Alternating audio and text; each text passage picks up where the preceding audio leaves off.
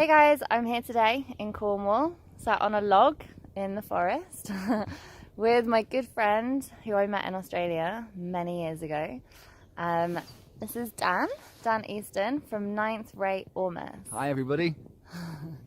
And we have added Ormus to our cleanse packs. And I've done that because Ormus is such a great supplement. I don't know if you call it a supplement. Yeah, it's a supplement. It's a mineral supplement. Mineral supplement to add to everyday life that helps everybody, whether you have a health condition that you're treating or if you just want a boost of energy and vitality or just to feel more of your own essence. So I'm gonna let Dan explain a little bit more about it and how to use it as well, how to use it in the cleanse packs. Okay guys, so Ormus, I say to everybody, Ormus is the antenna of life. It's literally the material that connects you to the energy fields around you. So we're talking about Reiki and the spirituality world, electromagnetic fields, Earth's resonant fields, everything around us. That material, this material Ormus, it's a mineral supplement. You're all used to taking mineral supplements. This one, people don't recognize. They don't really get it in normal science. It's starting to become more understood now. Why do you think that is? It's not like zinc that you take or magnesium or vitamin C. Is it because it's smaller particles? It doesn't show up in standard analytical tests. A normal test uses spectral analysis, so they look at breaking the bonds between one atom and another atom and then the energy released, and that is your signature. But Ormus doesn't make any bonds in that way. It works on a very different mechanism. So it doesn't show up when you put it in standard equipment. Okay. Yeah. So over the last 20 years or so, people have been studying this more, and they now recognize that this material is there, and you can detect it if you change your processes and you build equipment specifically for detecting it. Mm-hmm. And it has all kinds of properties in biology and in our health and in technology as well. Okay. And I read there's not loads of literature on Ormus, but there's a few books, and there was a guy called Barry Carter. Was it Barry Carter? Barry Carter, yeah. Yeah. Who has a great blog on Ormus. I've read a lot of his material, and I remember talking to an osteopathic doctor in the States who told me that Ormus can displace heavy metals that are sat at the bottom of DNA. Is that? Yeah, that's a really interesting one. Yeah. Barry Carter, who unfortunately died a year or two ago. Yeah. He was one of the world's top experts on Ormus. The bit that you really need to get with Ormus, everything spins, all atoms spin, and they spin at a constant rate and a constant angle. If you bring a magnet near them or you bring an electrical field near them, then you can change the angle of the spin. And sometimes you can change the spin rate, but you need an external force to do that. With Ormus, it spins much, much faster than anything else does, and it speeds up and slows down on its own without any apparent external force. So that means energy has to be going into and out of that system. So it's a little energy pump. It is your flux capacitor. When it encounters a magnetic field, it will respond to it. It will try to levitate away. If you hit it with high frequency UV, it will go up an energy state and disappear out of our reality completely and then come back again. It's a quantum state superconducting material. So what does that mean for the layperson using it? That means it holds energy? It's like a little energy pump. That's why I say it's an antenna. Yeah. It will receive energy. Ormus resonates on Dan Winter's frequency set. Everything has a resonant frequency. That's one way that you can detect it. You can use magnetic resonance and you can determine what your materials are. So Ormus resonates on Dan Winter's frequency set. That's your life bioavailable fields. That's your Earth resonance, the Schumann resonance fields. Nice. Okay. So in that regard, does it connect people? It allows them to feel more connected to the Earth? Ormus is in everything around us. But like other minerals, it's been depleted in our agricultural soil. So it's no longer in the levels that we need it in our food. That's why we're having mineral deficiencies in the first place. And is that due to glyphosate and other pesticides and chemicals? Glyphosate and chemicals and just farming techniques and overworking land and basically strip mining land has deprived it of everything that we need. Right. Okay. Right. So your question though was the really good one with the DNA. Yeah. How does Ormus displace toxic metals from the DNA? Yeah, because this is a huge problem. Everybody has heavy metals at the moment. And if we can use something to knock them off and then into the blood so that we can cleanse them with colonics and enemas and things, and through the breath as well, then it's easier than going for intravenous glutathione and whatever else to detoxify. I don't think Ormus is going to actually mechanically displace toxic metals off of the DNA. Right. But it's supposed to be on the ends of the DNA chain. Right? Now, a DNA molecule, if you imagine it like a long tube, imagine a coax cable, the old-fashioned TV aerial cable. It's got a wire down the centre with some insulation and then a wire mesh around the outside. Right. Okay, that's DNA.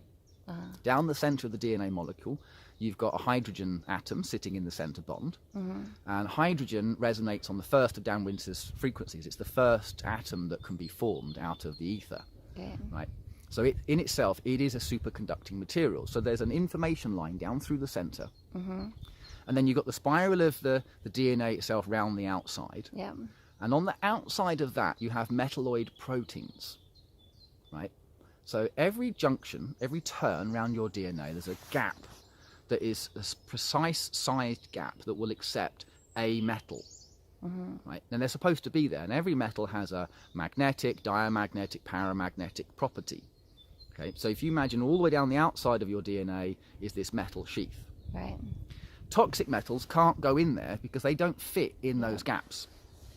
Glyphosate comes along with the toxic allows metal. them to get in. Yeah, and it shoehorns them in on the outside. Yeah, and That- it carries them. That metal sheath is like the filter. Okay, Right. so if you imagine you fire a signal down the length of the DNA, and you've got different frequencies and different wavelengths interacting with each other. Every now and then you get a hotspot where energy wants to come out from the DNA, and it passes through the metal sheath and moves out into the rest of the system. This is your light communication, your DNA light communication. If you put a piece of mercury on the end of your DNA chain, it wants to resonate at mercury's frequencies, which are toxic to life. Right. So when you're then sitting in your room, and you're in whatever space you're in, all these different fields, all these different frequencies hit your body and are received by your body. Now the mercury sitting on the end will then only resonate on frequencies common to mercury. And that's the signal that will get fired down your DNA. Right. So when you've got your energy efficient light bulb with a mercury coating and you're bathed in mercury light, what are you doing? Firing a signal to the mercury in your body to resonate and empower the mercury. Yeah. Right? That's why we don't like those lights. Okay. Great concept, poor implementation. When you put Ormus on the end, suddenly you can pick up all the life bioavailable fields, all the positive fields, and transmit those down your DNA. And that tweaks your gene expression and the way your body works. Amazing. Amazing explanation. Thank you. As far as we know, this is where we're at. Okay, and you mentioned that the best way to take it is through sprouting. Yeah, sprouts has got to be the way to go. Not only are you getting all the benefits from the sprouts and the minerals and nutrition in there. Naturopathically, sprouts are the most nutrient-dense food that you can have. Yeah, they are fantastic. But plants are designed to pick up raw minerals, and we're designed to eat plants and animals, right? So when you take Ormus, you take 10 mil of a liquid Ormus or half a gram of the new crystal Ormus that we make. If you take that per day, you're taking enough Ormus to feed 1 square metre of growing space for 3 months every day, right? So you're getting a fraction of the material that you're actually ingesting is actually coming into your body. Yeah. And it's expensive. It's difficult to produce and it's expensive. So save yourself time, money and hassle and give it to your sprouts. Let the sprouts absorb it, do their thing, go through their germination stage, grow the little sprout and then eat the sprouts. And now you're going to get a lot more of that Ormus into your body in a bioavailable way. Yes, I like that. It's more sustainable. Yep. And what about to veggies? Can you feed it to veggies? Oh yeah, feed it to your vegetables and it's just fantastic. I mean, What does it do to them? it makes everything grow so quickly and so strong and overcome diseases and issues and resistance to growth. With wheatgrass, we get a 10% increase in yield. And doesn't it taste better as well, the wheatgrass? Oh, yeah. There's a sprouting mix we've made. It's not just Ormus. There's a few other things in there. That makes wheatgrass juice taste like something you want to drink. Sweeter. Yeah, I remember it being sweeter. And what about somebody asked me this the other day, medical cannabis sativa? Could you feed it to medicinal plants as well? Yeah, you can feed it to everything. If you give it Ormus, you'll get a huge increase in vegetative growth. That's one of the big things we see. So we fed it to tomato plants, and I'm having to go through, I did a big polytunnel in Germany, and I was cutting all the excess leaves off, and my plants with the Ormus were producing 3 or 4 times more vegetative material than the unfed plants. We didn't get a boost in yield of tomato. There's another mineral that we should drop in at the right time, and then that gives you this huge increase in productivity of the fruit as well. Okay, cool. That's interesting. Yeah. Is there anybody who shouldn't take Ormus? No, not really. Are there any conditions where it'd be contraindicated in pregnancy? Or somebody lactating? Is somebody... No, that should be fine. The one time you might want to be careful is if someone's got kidney damage, kidney liver issues. If you take large doses of Ormus, you might push your magnesium intake up too high, and then you'll stress your renal system. Other than that, there really isn't any time to worry about it. If somebody is literally about to die and you give them Ormus, well, if they finish their path here and they're about to check out, they may very well just go, thank you very much for opening the gateways to allow my soul to leave the body, and they'll just go. See ya. And I've had personal experience with that with a client. So it's super, super powerful. Yeah. And it was really interesting because the Ormus took so long to get to that person. It went through different countries, and it took 3.5 months to get to them, when normally it takes 3 days. And it was obviously because they weren't quite ready to pass. And then literally 10 minutes after taking it, we had a really beautiful crossing over experience. So yeah, it really is for all different parts of life. What about... I think that's a pretty rare circumstance. I mean, we had Skippy, the original person I worked with was Skippy in Holland. You'll see Skippy's garden videos. So Skippy over the years, he broke both feet, both lower legs, most of his spine, right shoulder, left hand, had everything pinned back together. He'd had ruptured spine. Then he was overweight, had arthritis, his eyesight had deteriorated, his teeth were falling out, his hair had gone grey. And he was on meth. He's an ex-Navy officer, it was super hardcore. And then he had a spontaneous spleen bleed. Now, nobody has ever survived a spontaneous spleen bleed. So for 3 years, he was leaking internally a little bit more blood every day than his body could produce.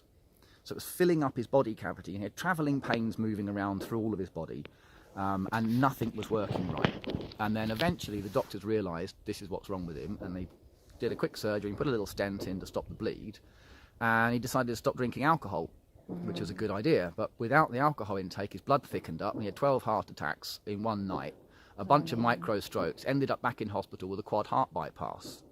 And the doctor said, go home, put your affairs in order, you'll be dead within 2 weeks. No one has ever survived beyond this. Now, you cannot be any more sick than Skippy. Yeah. He was done. Yeah. So we thought, well, let's not give him Ormus straight away.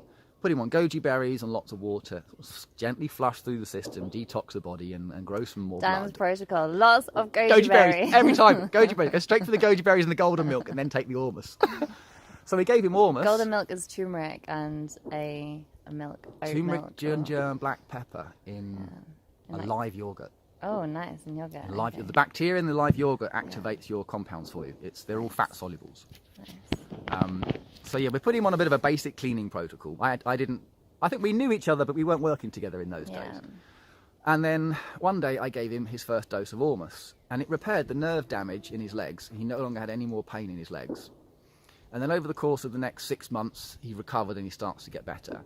By 2 years in, he's really healthy. 6 months in, bearing in mind he's 65, 67 at that point, he's still working, still out on building sites, doing stuff, and he was running rings around 35-year-olds and working them to death. Fixed everything. His eyesight's gone from plus 4.5 down to nothing. He no longer needs glasses. So it works, like, it's not if you're close, you know, if you're at death's door and you're not meant to go yet. Yeah, if you don't want to check out, you ain't going anywhere. It's not going to push you over the edge. I think that's the thing. Yeah, that's the story. Yeah, he's recovered everything. The arthritis has gone, the fat's gone, the big nodules of stuff in his shoulders has gone, the nerve damage has gone, his eyesight's improved and come back to better than when he was 5 years old. I think he's nearly 70 now. Wow. You wouldn't believe he's anything over about 55, 60. He's as fit as he was when he was a Marine. He's still out on sites working and running around and doing stuff. He lost all the speech damage from the strokes, repaired all the brain damage, everything. There's nothing wrong with this guy at all. And how long was he taking the Ormus for? I think he'd done most of that within a year. He's on 4 years, and he went to the doctors, and they said, you are now in perfect health. Perfect blood pressure, cholesterol, everything is spot on. But he's combined it with good nutrition, basic level detox on a regular basis, good mental abilities. It's all about what is happening up in here and in here. Because if you're sitting there going, oh my God, my life is so shit, well, it probably is going to be, isn't it, really? In victim mentality, Yeah, with the right mentality. I think Ormus can assist people to get out of the head and into the heart more fully because of what you explained and how it connects to the correct frequency around us. And so much is based on being able to connect to that frequency, to, you know, get out of the head, into the heart, and have a more positive mindset and step outside of victim mentality and take responsibility. That's the key. Taking responsibility and owning your shit. Own your shit. You cannot process it if you don't own it. I mean, that's really it. Nice. Yeah. And be happy. Anything else you want to say? Anything else? Well, we'll go back to the house in a bit. We'll make another video and we'll prep up some sprouts. Yeah. Because although I haven't posted any new videos for some years now, deliberately, because Dan's been in hiding. Hiding. I found him. You know, I'm not posting till we're completely ready. But there's another so many thousand video logs sitting on the computer of field trials and growing all kinds of plants. And next year there will be clinical trials. Cool. Thank you. Cool. That was helpful. Awesome, guys. See you soon. Bye.